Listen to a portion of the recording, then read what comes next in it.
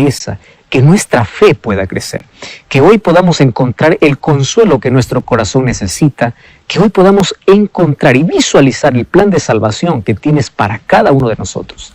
Consuela aquellos corazones que están destrozados por los problemas, por las pérdidas. Abraza a aquellas personas que hoy están necesitando de salud, hoy están necesitando de solucionar diversos problemas de la vida, hoy están necesitando ser consolados porque perdieron un ser querido.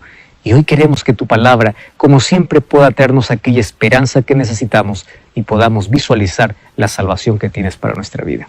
Danos tu bendición, queremos estudiar tu palabra y pedimos que estés con nosotros en el nombre de Jesús. Amén. Yo quiero que tú puedas abrir tu Biblia en el libro de Hechos, capítulo 16. Allí narra una historia espectacular.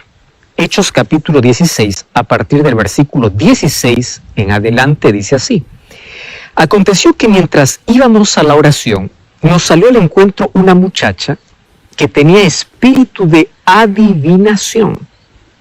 Es un espíritu que hasta hoy muchas personas dicen tenerlo, ¿verdad? Aquellos que adivinan el futuro, la cual daba gran ganancia a sus amos adivinando.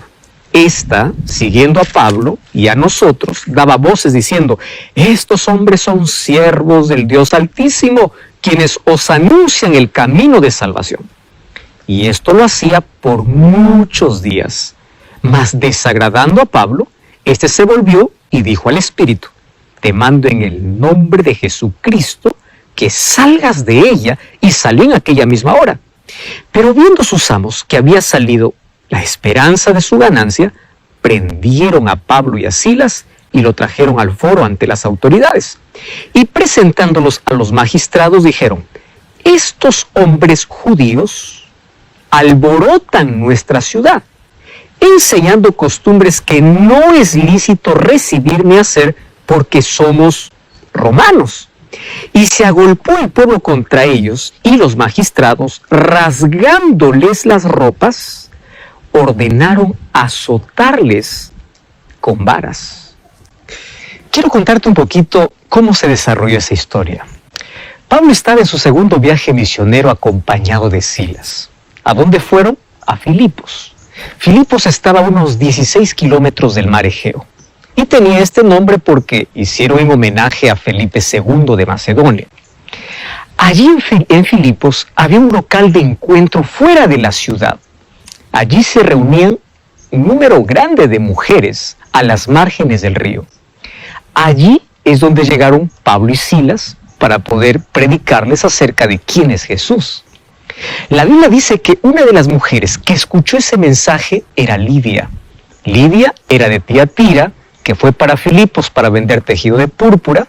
Y Hechos 16:14 dice que Dios le abrió el corazón para entender las cosas que Pablo decía, y pues se tornó la primera europea convertida al cristianismo. ¿Qué cosa sucedió? Ella fue bautizada, y no solo ella, sino todos los de su casa. Allí acontece entonces esta historia. Pablo y Silas comenzaron a enseñar el evangelio en Filipos, y bueno, transformaron allí su hábito de encuentro con los judíos en un lugar específico para poder orar todos los días.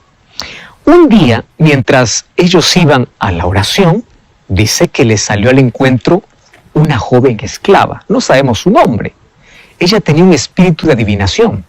Las personas la aceptaban como la voz de Dios. Mucha gente la consultaba sobre su futuro. Y bueno, esto hacía que pueda producir mucha ganancia para sus amos. Esta muchacha siguió a los 4 misioneros, quien era Pablo, Silas, Timoteo y Lucas. Y a medida que los seguía, pues iba gritando. ¿Y qué cosa gritaba? Estos hombres son siervos del Dios Altísimo, y ellos son los que anuncian el camino de salvación. Esta endemoniada lo siguió por varios días gritando lo mismo. La pregunta es: ¿qué tenía que ver el diablo con la misión de Pablo y su grupo? Pues nada a favor. Su comunicación no tenía el propósito de ayudarlos. Lo que quería Satanás era perjudicarlos. ¿Sabes que la estrategia del demonio era malignamente ingeniosa? Porque quería mezclar su propia obra con la obra de estos misioneros.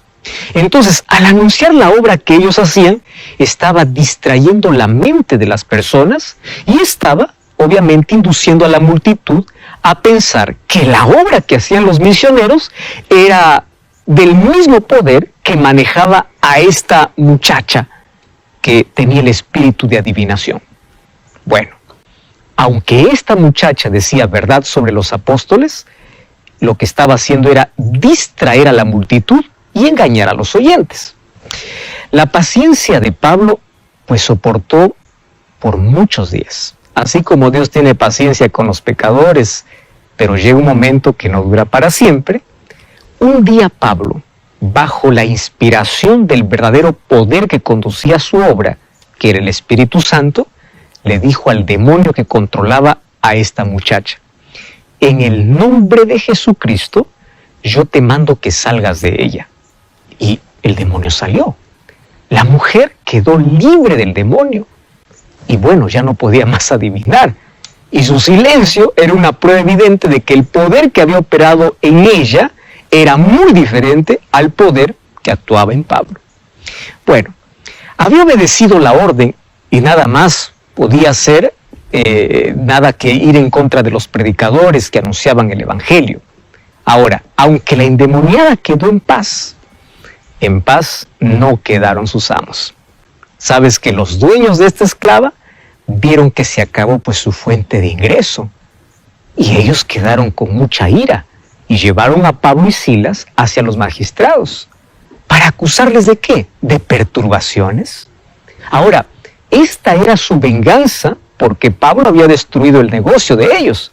Así que prendieron a Pablo y Silas, dice que lo arrastraron en la ciudad y lo llevaron para acusarlos a las autoridades. ¿Más de qué lo podrían acusar? Si ellos no habían hecho ningún mal. Pero los amos de esta ex endemoniada pues no estaban interesados en realizar acciones justas. Lo único que les preocupaba era que habían perdido sus ganancias engañosas y ahora ellos querían destruir a quien consideraban responsable de su pérdida. ¿A quién? A Pablo y Silas. Fíjate que la ambición de riquezas injustas siempre enceguece.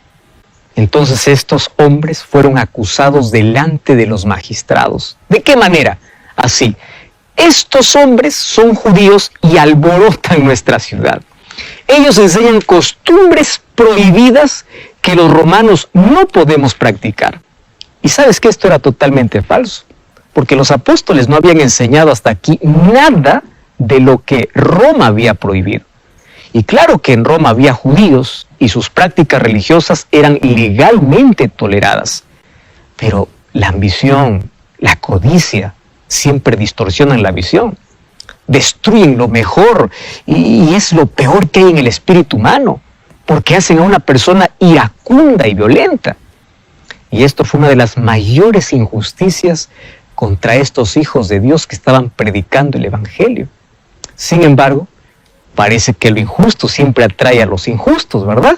Porque el pueblo se juntó con violencia contra Pablo y Silas. Ahora, solo porque algunos emitieron algunas acusaciones que ni siquiera habían probado, ahora todo el pueblo se fue en contra de Pablo y Silas, y esto parece increíble. La misma reacción también ocurrió con los magistrados.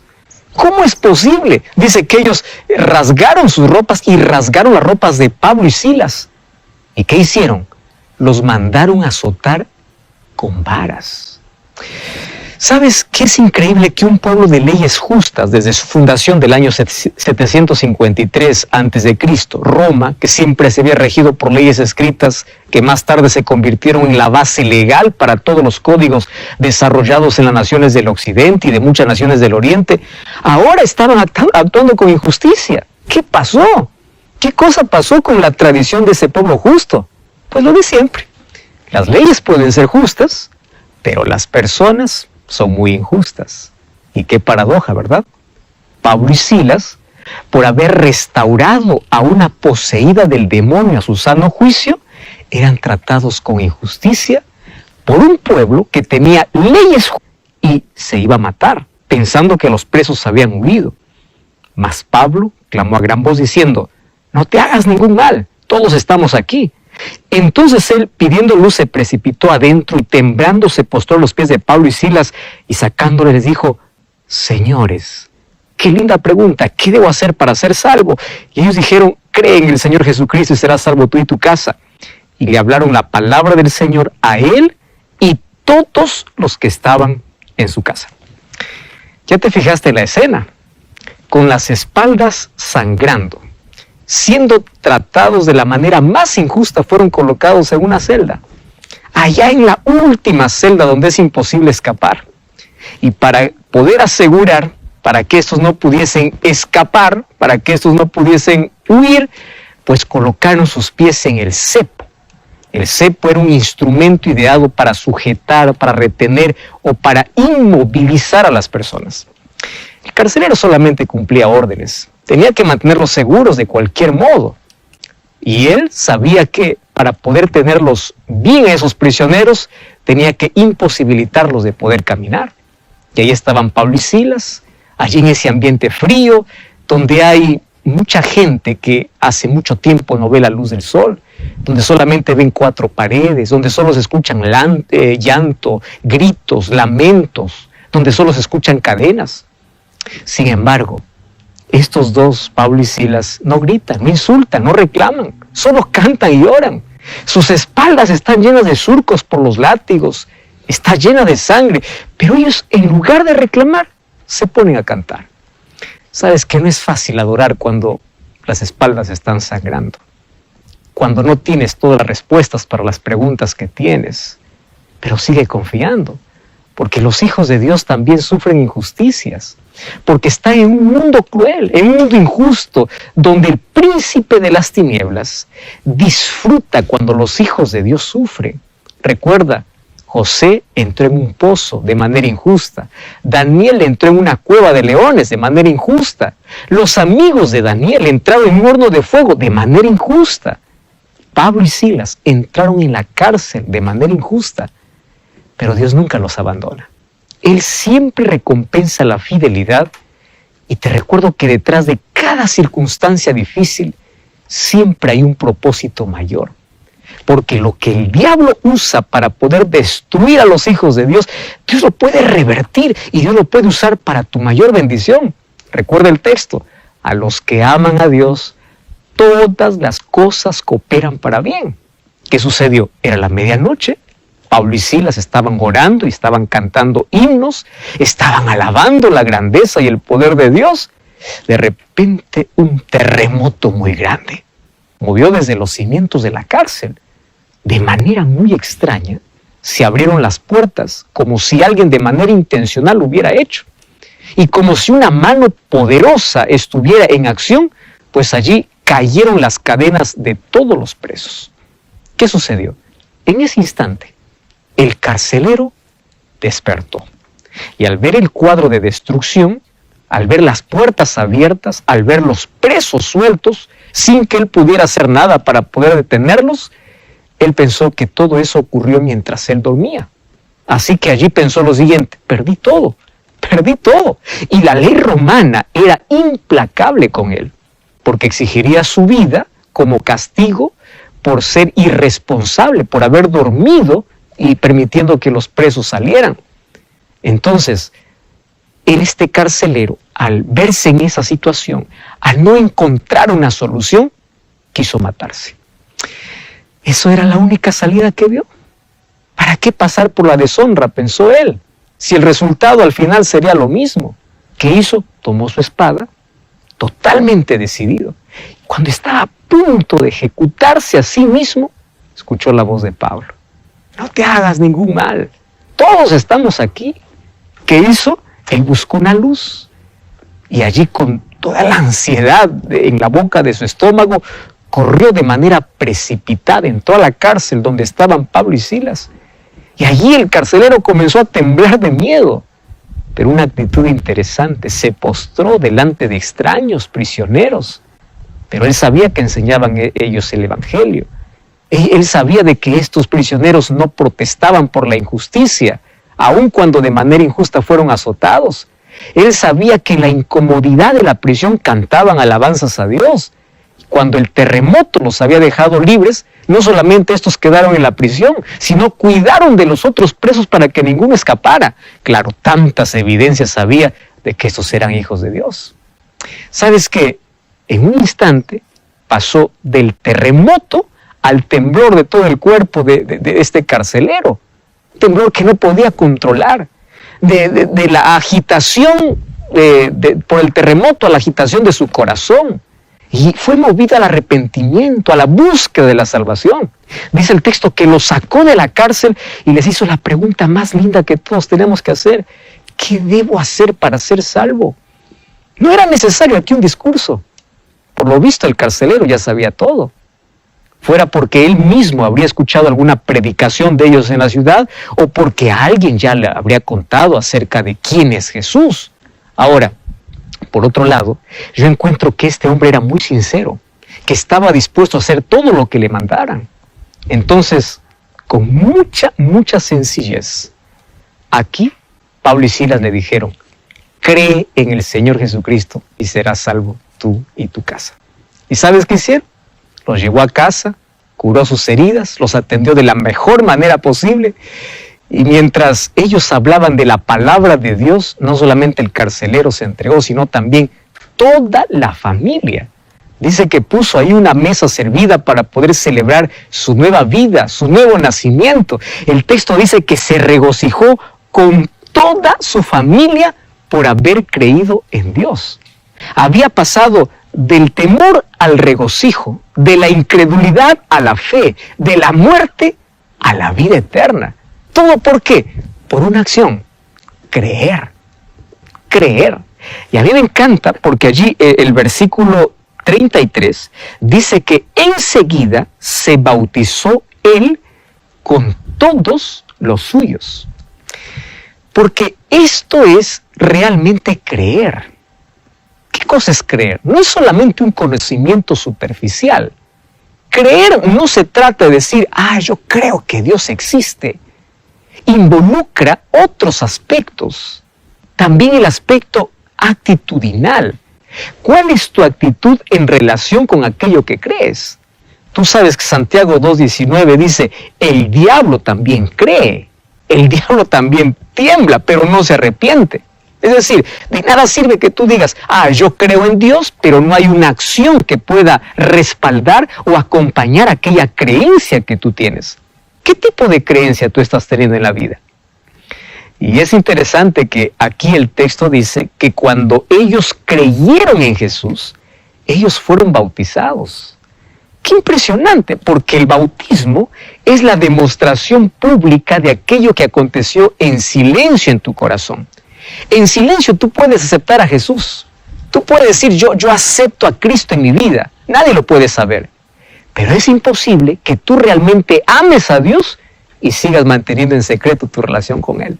Una de las maneras más lindas de poder expresarlo es pasando por el bautismo. El bautismo es un símbolo de una entrega, un símbolo de un compromiso, un símbolo de lo que realmente significa creer. Y mira, este carcelero no escuchó muchos discursos. No escuchó muchos sermones. Claro que él ya tenía el conocimiento acerca de Jesús. No es que él creyó en la nada, porque el conocimiento de Cristo también se basa en un conocimiento bíblico. Sin embargo, él estaba dispuesto a hacer todo, absolutamente todo, porque Dios le había salvado la vida. ¿Cuántas personas se encuentran a Cristo en la hora más oscura de su vida? ¿Cuántas personas se entregan a Jesús cuando lo han perdido todo? En el caso del carcelero, lo que ocurrió es que él pudo ver la mano de Dios actuando a su favor. ¿Y de qué manera lo vio?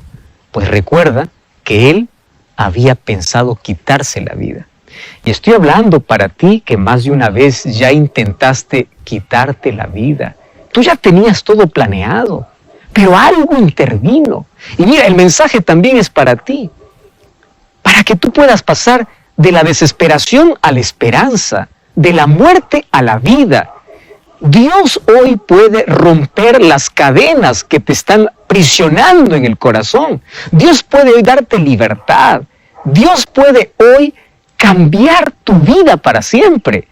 Ahora, todo lo que tienes que hacer es creer en Él, porque aquel que cree camina con Él y lo demuestra con acciones. En este caso, como el carcelero y su familia, él y toda su familia fueron bautizados. Sabes que esta es la acción que nos lleva a la salvación. La incredulidad, la duda, las excusas te cierran las puertas del cielo, pero creer y aceptar en la gracia de Jesús te abre un nuevo horizonte, te cambia la visión de la vida. Una de las cosas que me impresiona en la vida de este carcelero es lo siguiente. Antes de conocer y de entregarse a Jesús, su vida giraba alrededor de un trabajo. Lo que más le importaba es lo que dijeran sus jefes o el emperador. Tanto así que en el momento que él pensó que tenía que dar cuentas a sus superiores, pensó que la vida acabó. En el momento que pensó de que el trabajo se acabó, su vida acabó. ¿Cuántas personas hoy también su vida gira alrededor de cosas, de personas, de circunstancias? La vida de muchas personas está atada. ¿A qué? A circunstancias, a situaciones, a dinero, a poder, a riqueza. Termina eso, acabó la vida. ¿Cómo que acabó la vida? Es que tú estuviste aferrado en el lugar incorrecto. Ahora te invito para que tu vida pueda girar alrededor de Cristo, que Cristo pueda ser el centro. Y cuando Él es el centro de la vida, tu visión cambia. Tú podrás perder todo lo que quieras en la vida, pero siempre tendrás esperanza, siempre tendrás fortaleza, siempre tendrás motivación, siempre podrás salir adelante. Eso es lo que Dios puede hacer en ti. En esta historia hay varios detalles interesantes. Sin embargo, también otro punto importante que analizamos es lo siguiente. Dios permite situaciones inesperadas en la vida porque es la única manera de que el ser humano pueda detenerse para poder escuchar su voz. ¿Ya te diste cuenta que mientras el mundo estaba de manera precipitada, corriendo de un lado para otro, haciendo planes a largo plazo, un pequeño virus vino para decirle: espera un momento, tú eres frágil, tú puedes planear lo que quieras, pero tú no conoces el futuro. Tú puedes tener el dinero, la riqueza que quieras, pero no podrás solucionar una pequeña amenaza. Tú eres frágil, tu vida es corta. Mira, las circunstancias difíciles de la vida muchas veces nos lleva a estar de rodillas como este carcelero. Exactamente. Porque son en los peores momentos, cuando nuestro mundo se cae, cuando nuestra vida se desmorona, cuando nuestro corazón está hecho pedazos, donde reconocemos nuestra fragilidad. Y cuando reconocemos nuestra fragilidad y nuestra incapacidad, es donde buscamos el poder de Dios. ¿Ya te diste cuenta que este carcelero nunca hubiese creído, nunca hubiese aceptado a Cristo si no hubiese sido por un evento difícil en la vida? Si no hubiese sido porque un momento creyó que perdió todo en la vida, si en un momento él hasta no quiso quitarse la vida. Los momentos más oscuros de la vida pueden resplandecer con la luz de la esperanza que Cristo te da. Tus días más oscuros pueden tornarse en bendición cuando tú te colocas de rodillas en la presencia de Dios y haces la pregunta más linda que ya escuchamos hoy. ¿Qué debo hacer para ser salvo? ¿Qué cosa es lo que tengo que hacer para ser salvo? Y la respuesta es simple, es corta, es sencilla. Cree. Deja a un lado tu incredulidad, deja a un lado tu rechazo, deja al lado tu excusa, deja al lado las cosas que te impiden entregarte a Jesús. Cree en el Señor Jesucristo, pero no solamente digas, pues yo creo con mi conocimiento intelectual, cree con tus acciones, cree con tu vida. Hazlo evidente. Todo aquel que dice creer no se quede en la inactividad, porque la fe siempre te lleva a la acción. ¿Entendiste? La fe te lleva a la acción. Entonces voy a hablar para ti que estás pasando por una situación difícil, para ti que estás en la camilla de un hospital, para ti que estás enfermo en casa, para ti que estás pasando por la mayor crisis de tu vida, para ti que todo es oscuro, tu visión es oscura, parece que no hay solución y dijiste como el carcelero, yo no quiero vivir más. Déjame decirte algo. Esta circunstancia por la cual estás pasando puede ser el megáfono de Dios diciéndote, yo quiero que creas. Hasta aquí tu incredulidad te llevó lejos de la salvación. Hasta aquí tu incredulidad cerró las puertas del cielo. Hasta aquí tu incredulidad te llevó al fracaso. Pero hoy levanta tus ojos. Hay un Dios que te dice, cree en mí. Y aquí hay una palabra para ti. Cree en el Señor Jesucristo. Y demuestra que crees en Él caminando con Él. Demuestra que crees en Él entregando tu vida a Él sin miedo, sin reservas. Y verás cómo la vida cambia, cómo la vida de tristeza se convierte en una vida de regocijo. ¡Qué maravillosa manera de poder concluir esta historia diciendo lo siguiente! Que después que ellos fueron bautizados, ellos se regocijaron por haber creído en Dios. La fe trae regocijo. La incredulidad siempre trae desgracia para la vida. Y en el nombre de Dios yo te invito a creer. Creer va más allá del conocimiento intelectual, va a una acción que tienes que tomar. No importa la situación por la cual estás pasando. Dios todos los días te invita, Dios todos los días te llama, Dios llama tu atención de diferentes maneras y a veces hasta permite el dolor en la vida, hasta permite que toques fondo en la vida, hasta permite que caigas a lo más profundo de la vida, porque es la única manera de que tú reconozcas que necesitas de Dios. ¿No te parece que la circunstancia difícil por el cual tú estás pasando es un llamado de Dios para creer? ¿No te parece que el dolor por el cual estás pasando es la invitación que Dios tiene para ti para llevarte al cielo? ¿No crees que es hora de dejar nuestro rechazo, nuestras excusas y nuestra incredulidad? Porque solamente hay alegría para aquel que cree. Mas allí viene una pregunta más. Y la pregunta es la siguiente. La fe, o aquí dice que el carcelero creyó. ¿Cómo esto lo puedo aplicar en mi vida práctica? ¿Qué cosa es realmente creer? ¿Hacia dónde me lleva la fe? Pues eso, ahora lo vamos a entender.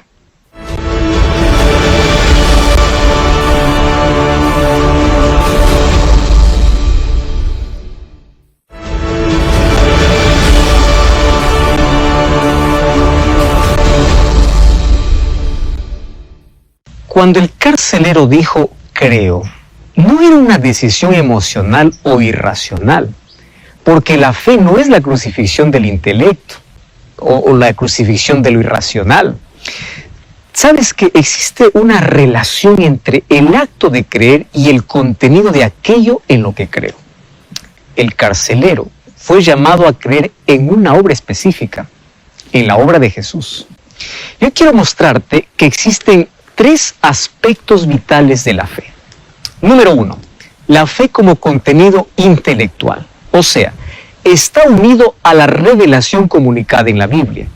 Creer en Dios, en un Dios que existe, en Jesús que se encarnó, que vino, que murió, que resucitó y nos dio la salvación por su gracia.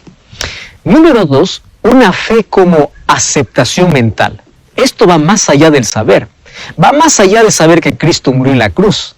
Es que yo ahora acepto su sacrificio, lo acepto como Salvador.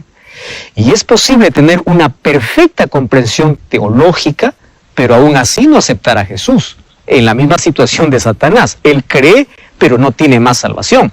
Entonces, esto envuelve más. No solamente envuelve lo que yo conozco, sino una decisión. Y en tercer lugar, la fe como confianza. Esto va más allá. ¿Por qué razón? Porque eso te lleva a un relacionamiento vivo con Dios. Ahora, solo es posible relacionarse con Dios mediante la fe. Yo quiero decirte que fe no es estar convencido de lo que es verdad, sino comprometerse con la verdad, vivir la verdad, tener el placer de confiar a tal punto de entregar la vida a Jesús y de caminar con Él. La fe no está separada de las realidades de la vida. Hay muchos predicadores que por allí en el mundo se levantan con fantasías del Evangelio diciendo, cuando te entregas a Cristo no hay problemas, no hay tragedias, no hay enfermedades, que las personas que se entregan a Jesús no sufren.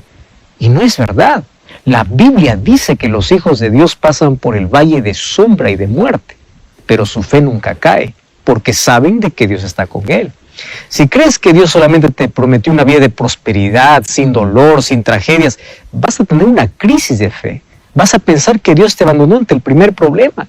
Jesús dijo, en el mundo tendréis aflicción. Dios nunca prometió ausencia de problemas. Él siempre prometió su presencia. Por eso dice, no temas. Ahora, ¿qué cosa hace la fe? hace que las cargas del día a día se vuelvan más livianas, hace que podamos tener fuerzas para continuar, aun cuando no entiendas todo. ¿Recuerdas de Job? Él continuó adorando a Dios, aunque no tenía todas las respuestas, aunque no tengas explicación para todas las causas de la vida. Recuerda que siempre tendrás fortaleza, siempre tendrás paz. A veces la fe hará que el mar se abra, otras veces por fe caminarás por encima de las aguas, pero siempre con fe tendrás paz, tendrás consuelo, tendrás fortaleza, tendrás esperanza para enfrentar los sinsabores de la vida. O sea, la fe verdadera requiere de coraje, de fuerza, de fidelidad, y se manifiesta a través de obras, no de palabras. Recuerda que Abraham, por amor a Jesús y por fe, fue capaz hasta de sacrificar a su propio hijo. Claro que Dios no lo permitió, porque el fruto de la fe es la obediencia. Entonces, no somos llamados solamente a creer, sino a ser fieles a Dios. La fe que justifica es aquella que tienes un deseo vivo de obedecer, de vivir en armonía con la voluntad de Dios. O sea, la fe requiere de vivir, más que de profesar, más que de entender la teología, la verdad. Es un compromiso con la voluntad de Dios, es ser fiel a la palabra de Dios. Esa es la fe que produce alegría, esa es la fe que tenía este carcelero. Ahora, fíjate, muchos se preguntan, ¿dónde está Dios en la injusticia? Pedro o Pablo y Silas, ellos enfrentaron las mayores injusticias de la vida. Y hay situaciones que tú nunca vas a entender. Van a haber días tan oscuros donde tú vas hasta desconfiar o no sentir de que Dios está a tu lado. Por eso es que nunca coloques tu fe en tus sentimientos, porque nuestros sentimientos están manchados por el pecado y nuestros sentimientos pueden estar equivocados. Hay personas que dicen, yo no siento que Dios está conmigo. Es que no se trata de sentir, se trata de creer. Creer de que Él está a tu lado, de que Él nunca te abandona. Pablo y Silas pudieron haber allí dicho en ese momento cuando estaban siendo tratados de manera injusta, pues yo no sirvo más a Dios. ¿Dónde está el Dios que me protege? ¿Por qué permite tanta injusticia en mi vida? ¿Pudo haber dicho así? Claro que pudo haber dicho. Cuando entraron a la cárcel, ellos se pusieron a cantar y a orar. ¿Qué motivos hay para cantar y orar cuando hay sufrimiento en tu vida? Eso es fortaleza que nunca lo vas a entender a menos que por la fe confíes completamente en Dios. Y sabes, hoy probablemente esté hablando para alguien que está perdiendo la fe, para alguien que solamente dice creer en Dios pero se desespera ante los problemas, para alguien que tiene una fe débil, una fe quebrada, para alguien que cuando pasa por el fuego de la vida, su fe en lugar de brillar como oro, se hace cenizas como un palo de leña. Sin embargo, hoy quiero animarte a tener este tipo de fe. En primer lugar, la fe de Pablo y Silas. Aunque no entendían las circunstancias por el cual estaban pasando, ellos seguían adorando a Dios. Ellos seguían cantando a Dios. Ellos no dudaron por un instante de que Dios estaba con ellos. No dudaron por nada. Ahora, otra cosa, también te invito a tener la fe de este carcelero. ¿Por qué razón? La fe del carcelero lo llevó a la acción, porque su fe lo llevó a demostrar su amor por Dios. Cuando tú estás lejos de Dios, los problemas pueden ser gigantes, pueden ser mayores, incluso pueden ocultar tu vista de Dios, porque Dios es tan pequeño y insignificante y tú no eres capaz de darle tu vida. Pero cuando tienes fe y por la fe te acercas a Dios, tú vas a ver a Dios en su tamaño real, inmenso, infinito, eterno, soberano. ¿Y qué cosa va a suceder allí? Cuando tú veas la magnitud de su poder, la grandeza de Dios, solamente te vas a rendir. Y eso se consigue a